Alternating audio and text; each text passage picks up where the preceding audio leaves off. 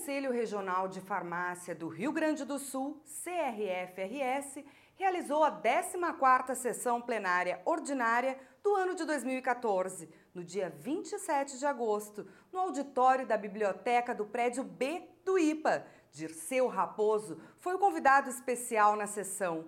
Presidente do Conselho Científico do ICTQ, o profissional atuou por 6 anos como presidente da Anvisa e é autoridade no cenário farmacêutico brasileiro.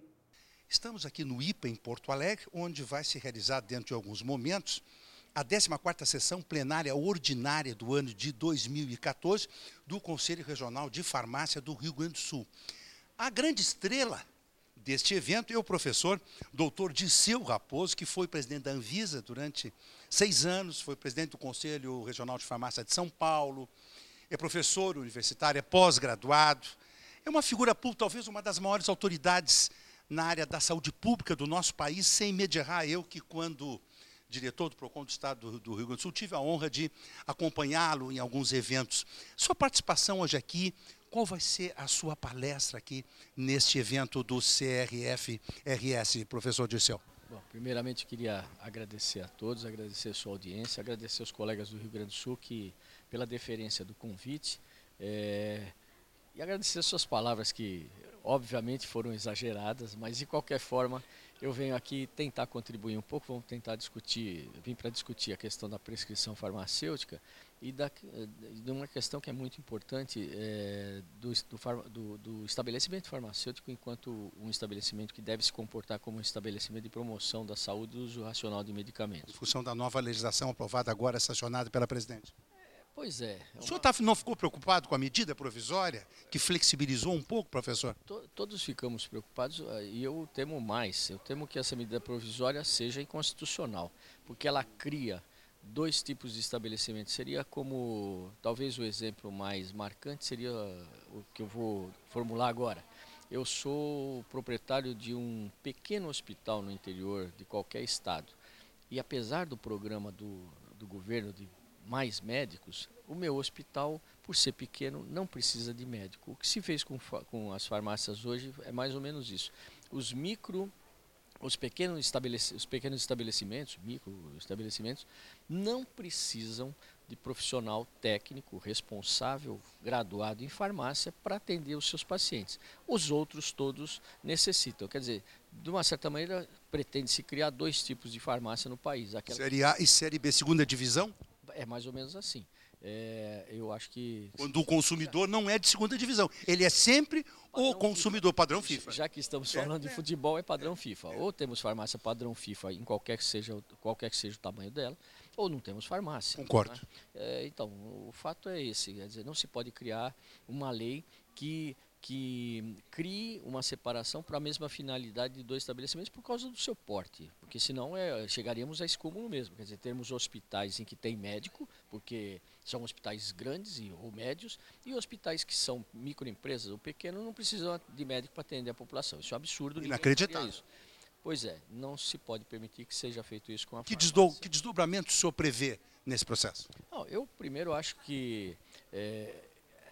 eu sinto um pouco, talvez sejam duras as minhas palavras, eu não quero ser nem tão duro nem agressivo, mas eu acho que houve um pouco de desrespeito com o Congresso Nacional.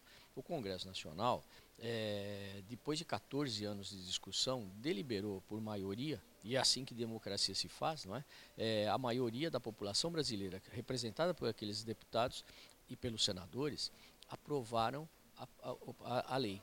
Né? A presidente, a mim, me parece que cabia a ela ser bem assessorada pelos seus técnicos e eu não vejo efetivamente nenhum grande problema naquilo que foi aprovado. Aliás, eu acho que está muito aquém do que deveria ser aprovado. Também acho. Mas o acordo foi esse, enfim. Ao publicar a medida provisória na mesma edição do Diário Oficial, me parece inclusive uma afronta, quer dizer... Foi deselegante. Da cabeça de quem saiu essa medida provisória? Não sei, acho que não gostaria de saber, não quero saber também. Eu só acho que foi uma medida desastrada e que, obviamente, acho que não progride no Congresso Nacional, apesar de que existam forças lá dentro que vão tentar fazer com que ela prevaleça. Mas eu acho que o Congresso Nacional vai se fazer respeitar, a maioria teve uma decisão sábia, que é a decisão da proteção do cidadão brasileiro.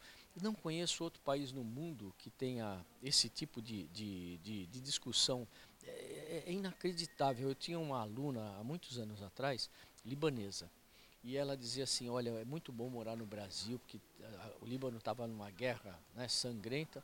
Ela fala assim, olha, porque lá no Líbano, quando cai uma bomba numa farmácia, morre um farmacêutico, porque tem farmacêutico lá dentro, eles estão atendendo a população. Não cabe em nenhum outro país do mundo. Eu visitei inúmeros países, mesmo países que o nosso imaginário considera países inferiores a nós. Ah, aquele pessoal é muito subdesenvolvido e tal. Você vai lá e as farmácias fazem o que as farmácias foram criadas para fazer. Nós, infelizmente, vivemos um desvirtuamento que precisa ser corrigido. Se as autoridades constituídas do país não o fizerem, eu não sei quem o fará, mas que esse desvirtuamento precisa ser corrigido, precisa em nome da proteção e do respeito ao usuário de medicamentos nesse país. Muito bem, essa é a posição, doutor Dirceu Raposo, que nós conhecemos em defesa da sociedade, em defesa do consumidor.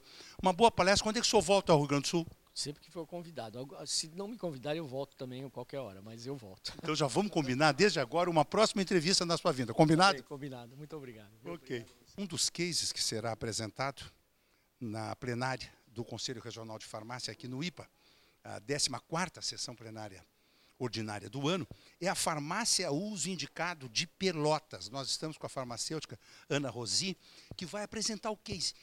Dá uma palhinha para o nosso telespectador. O que você vai contar dessa tua farmácia? Ela é uma farmácia de manipulação, é isso? Exatamente. Nós temos uma farmácia de manipulação em Pelotas. A nossa farmácia tem 24 anos. 24? 24 anos.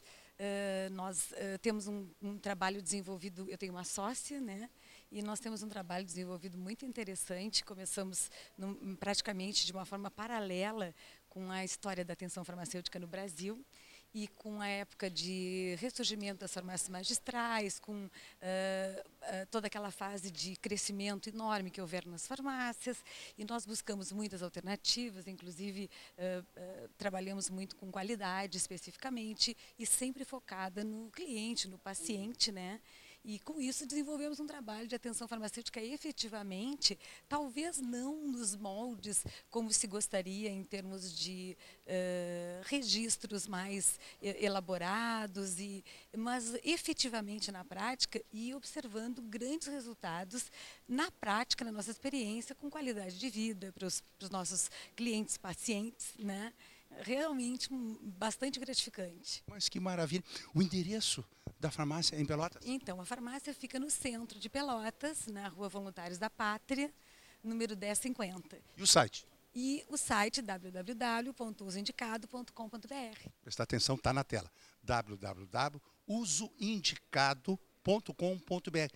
Assistência à saúde através da farmácia de vocês, beneficiando a vida das pessoas que vivem cada vez mais e precisam cada vez mais de medicamentos de uso contínuo, quer dizer, tomados em horários pré-determinados, com controle, rigidez, com sistema. Sim, uma série de situações no dia a dia, das questões não só relacionadas aos problemas relacionados a medicamentos, mas também com a questão humanista, né? A questão humanista é a participação imensa do profissional farmacêutico na atenção propriamente dita ao paciente, que muitas vezes procura o farmacêutico e agora já reconhece de uma forma muito intensa, inclusive criando até um problema de demanda. Com certeza. É exatamente isso que eu vou colocar no final. O que é bom, o que é bom. O que é muito bom, né? Mas essa questão de necessidade muito grande de alguém que dê um apoio, não só relacionado aos medicamentos, mas à sua doença, à sua qualidade de vida, à educação em saúde. Então, assim, uma série de aspectos que, na minha opinião, e acredito que na maioria dos nossos colegas, seja intrínseco à nossa profissão mesmo. Como eu vou dizer depois na palestra, está no nosso DNA.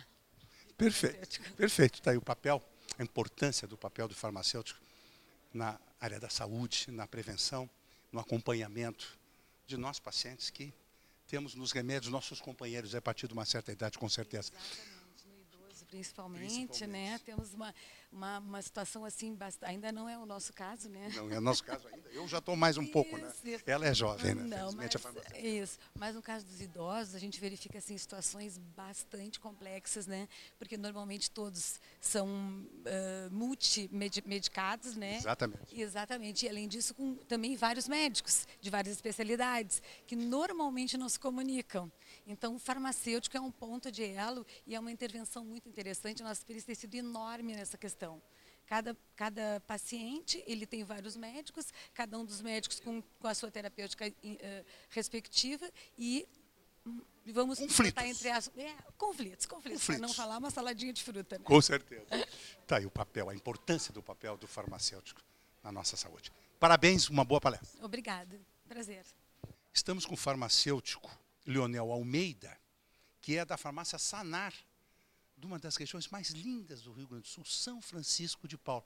Ele que faz um trabalho de assistência à saúde muito importante lá, com pacientes diabéticos, com pacientes hipertensos. Vai apresentar o case da farmácia Sanar aqui na plenária do Conselho Regional de Farmácia. O que você vai contar? Dá uma palhinha para o nosso telespectador. Eu vou contar hoje o trabalho que nós fazemos já faz 1 ano e 3 meses, no qual já tem mais de 100 pessoas que são atendidas e que fazem seu acompanhamento dentro da farmácia, fazendo com que elas possam aderir ao tratamento, que é uma parte mais difícil, né? Concordo. A pessoa aderir ao seu tratamento e reconhecer que está doente e poder se tratar adequadamente. E esse papel de orientação tem feito diferença também clinicamente, da pessoa se autocuidar e esse autocuidado se tornar, obviamente, um processo de saúde e de qualidade de vida maior. Como é que você aborda esse teu cliente lá na Serra? Você chama ele para o teu espaço, para a tua farmácia, você vai ao encontro deles, você se reúne em algum lugar, como é que você trabalha isso? Nós temos uma propaganda na rádio comunitária que informa no dia anterior que o trabalho da glicemia vai ser realizado. O trabalho da glicemia consiste das pessoas virem das 8 até as 10, realizando seu trabalho vindo em jejum para poder fazer a medição correta, em jejum, o melhor parâmetro que a gente tem para poder medir na farmácia. Isso elas são chamadas pela rádio e acabam aderindo a essa campanha e a partir dali começa a fazer seu acompanhamento. Que maravilha! Por isso que eu estou vendo as pessoas chegando cedo em jejum, dando o dedinho para fazer o teste, aquela picadinha, na hora sai o resultado, não é? Já confere, já orienta. Que papel importante, papel social de vocês lá. O farmacêutico tem esse papel orientativo. E esse papel orientativo faz com que a pessoa o tratamento seja mais efetivo e que a pessoa também possa aderir adequadamente a ele. O farmacêutico tem esse papel de informar sobre o medicamento, mas principalmente de olhar para as pessoas, a necessidade que elas têm e de que maneira a realidade dela pode se modificar para que ela possa aderir ao seu tratamento da melhor maneira possível. E nós cada vez mais descobrimos o papel do farmacêutico, nosso aliado de nós consumidores, no nosso bem-estar, na nossa saúde. Meus cumprimentos, uma boa palestra, sucesso para vocês lá. Qualquer hora vamos lá em São Francisco de Paula mostrar esse movimento de vocês lá. Que coisa bonita isso, parabéns. Muito obrigado e quando a gente for lá vai ter bastante frio. Maurício Schiller-Nin é o secretário-geral do Conselho Regional de Farmácia, que nessa noite, uma plenária muito interessante, com uma apresentação de cases e a presença do Dr. Dirceu Raposo, uma das maiores autoridades na saúde pública desse país. Importante, não é, Maurício? Justamente, isso é um movimento que o Conselho faz, de levar a plenária para fora do seu... Muito interessante a ideia. Exatamente, apresentar para os alunos, né, para a comunidade, para outros colegas, e com uma plenária temática, né, onde a gente vai tratar de assuntos importantes para a categoria, né, trazendo uma pessoa importante, alguns outros, como o Dirceu Raposo, que já foi presidente da Anvisa, diretor-presidente, e trazendo alguns outros colegas para trazer um pouco de ideias novas, que deem estímulos novos para colegas que vão estar ingressando nessa profissão. Excelente a ideia, parabéns.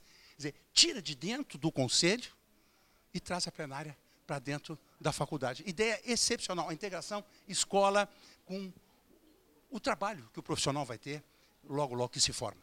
Isso, que os colegas já se identifiquem com a profissão antes de receberem, né, o seu diploma, antes de receberem a sua carteira profissional. Que eles já comecem a ver quais são os limites da profissão, quem são as pessoas que vão estar representando eles, e assim consigam visualizar um pouco melhor e ter uma ideia mais ampla quais são as áreas de atuações que eles vão poder estar aplicando seus conhecimentos, além de inserir também o aluno numa discussão política, né? Nós somos seres humanos e com isso temos que estar inseridos nesse tipo de discussão e não pensarmos exatamente só num pensamento individual, e sim um pensamento um pouquinho mais coletivo da nossa posição como profissional da área da saúde. Meus cumprimentos. Obrigado. E nós vamos nos despedindo por aqui. Estamos com a farmacêutica Zelma Padilha, assessora de Relações Estratégicas da Presidência do Conselho. Vai começar, dentro de alguns instantes, esta plenária do Conselho. Que interessante, fora lá do Conselho, aqui no IPA, né, Zelma? Uma experiência muito legal. Sim, nós buscamos sempre levar as plenárias junto às universidades, isso é para os alunos, futuros farmacêuticos aí conhecendo como que funciona as plenárias, o Conselho Regional, o papel dos conselheiros, da direção. Hoje aqui trouxemos palestrantes renomados, né, e que vão com certeza qualificar a plenária e contribuir para o conhecimento dos alunos.